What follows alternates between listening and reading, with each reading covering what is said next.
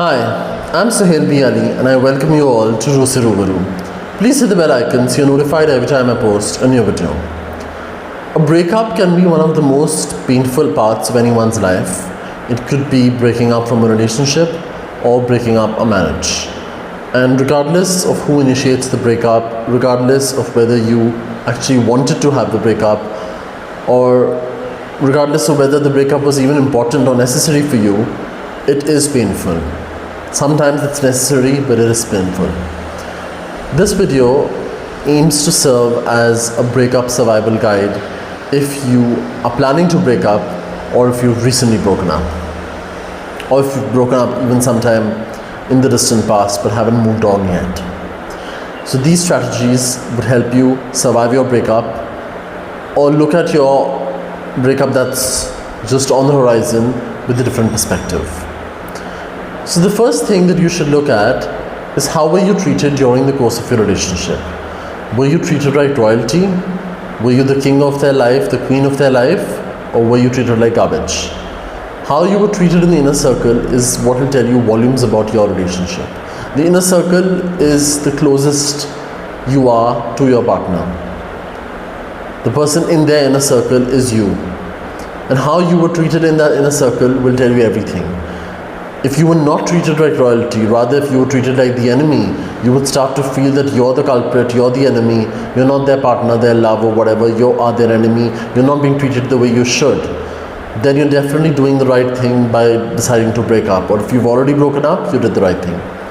The second thing is to build a support network of friends beforehand, ahead of time. वैसे तो कहते हैं कि अपने रिलेशनशिप प्रॉब्लम्स किसी के साथ डिस्कस नहीं करनी चाहिए, it's between two people. Yes, that is very true, but sometimes you need a support system. अगर आपको सपोर्ट की ज़रूरत है तो आपको अपने ऑडियल के बारे में बताना तो पड़ेगा. You will have to confide in your closest friends. You will have to tell them what you are going through. And God forbid, if you are in a physically or mentally or emotionally abusive marriage, and if something happens to you, if your partner inflicts something upon you, and no one around you knows, your family doesn't know, your closest friends don't know, there will be nobody who would be able to stand up for you when the time arises. So it's very important to have a support system of a few trusted friends or relatives or siblings who you can confide in, who you can tell your problems to, so that when the time comes, they will be your support system.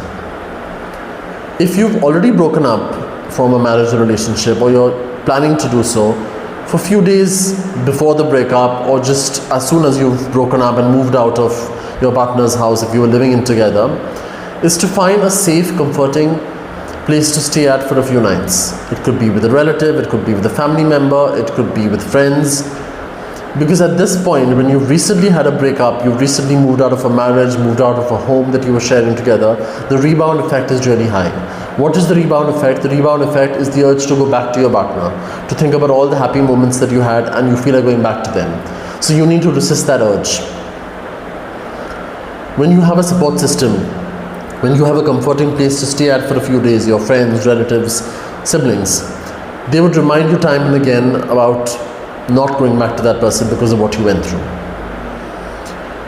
This also gets us to the fourth point, which is about asking your friends or your family or relatives to give you a reality check whenever this rebound effect starts to happen. This will happen for a long time after your breakup, that you may feel like going back to them, you might question your decisions. And at that point, sometimes your reality could get clouded by the love and the emotions that you're going through. So you need your support system who will give you a reality check. So every time you have this urge to forgive your partner, think about whatever happened, rethink about it, feel bad about it, ask your friends to give you a reality check. That will help you sort out your issues much better. That will help you survive the breakup, basically. The fifth point is to fulfill your emotional intimacy in other ways. Ideally, emotional intimacy comes from the presence of a partner, the love, care, affection, attention, support that you receive from them. Now that you don't have them, you have to find other ways to fulfill your emotional needs. It could be indulging in shopping, retail therapy, music, going for a movie, going to the spa, going for meditation, hitting the gym. All of these activities would help you fulfill your emotional needs in other ways. It may not be through a partner, but it would be in other ways. Also, while you're grieving the loss of your partner, while you're grieving with the breakup, at times you might feel it's really hard.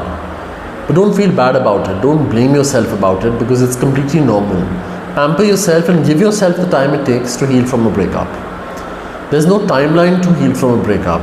The sooner the better is what everyone says is nice, but ideally, take the time it takes. If you feel you need a lot of time to process it, so be it. It was your relationship, your marriage. It's ended. You're the one who's going to be dealing with the breakup, so you don't have to follow anyone else's timeline. It's okay to feel that it's really hard to survive the breakup.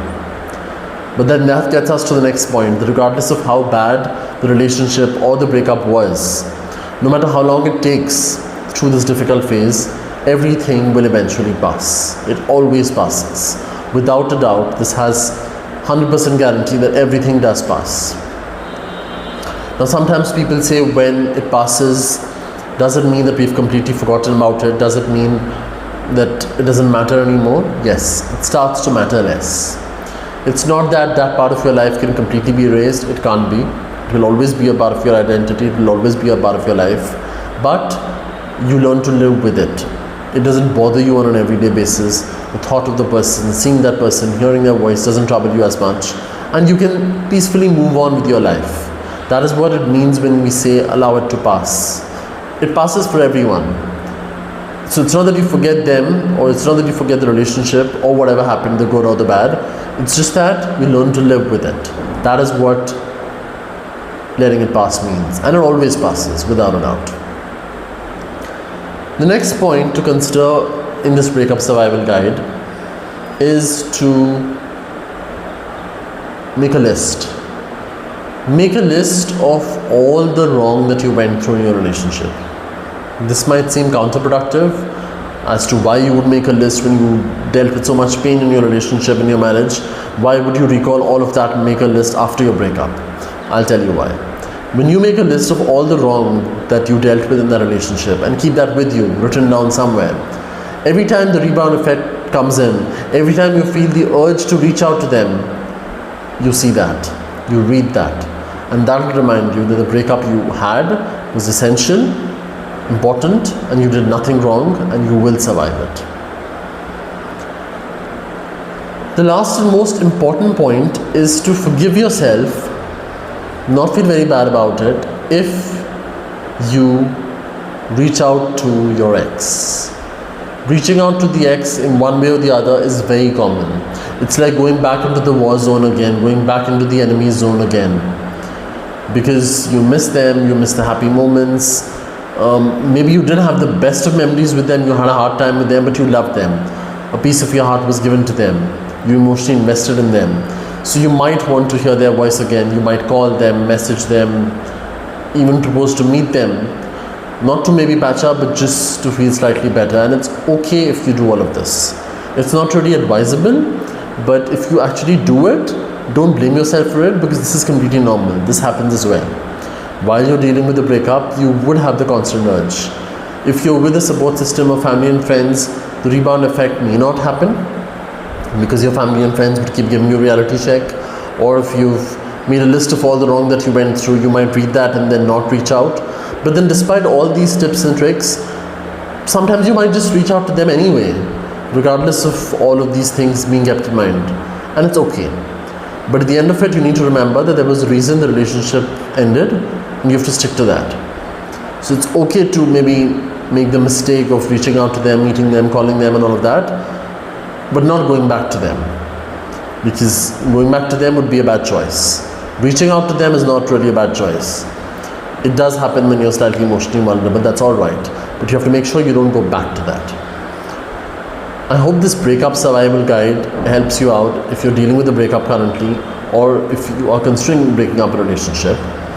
Let me know in the comment section if this is something that you're thinking about, or this is something that you're currently going through, and let me know how this breakup survival guide has helped you in any way. I would love to hear your comments. Also, remember one thing, that relationships are what we choose to get into. They can be a place of peace, harmony, but they can also be a place of conflict, bitterness, betrayal. And it's important to understand the difference between a happy relationship and a sad relationship. So if your relationship isn't happy, breaking up sometimes is the only option, and the best option in fact. Seems easier said than done, but that's what works sometimes. If you like this video, please do like, share and subscribe, and I'll see you all in the next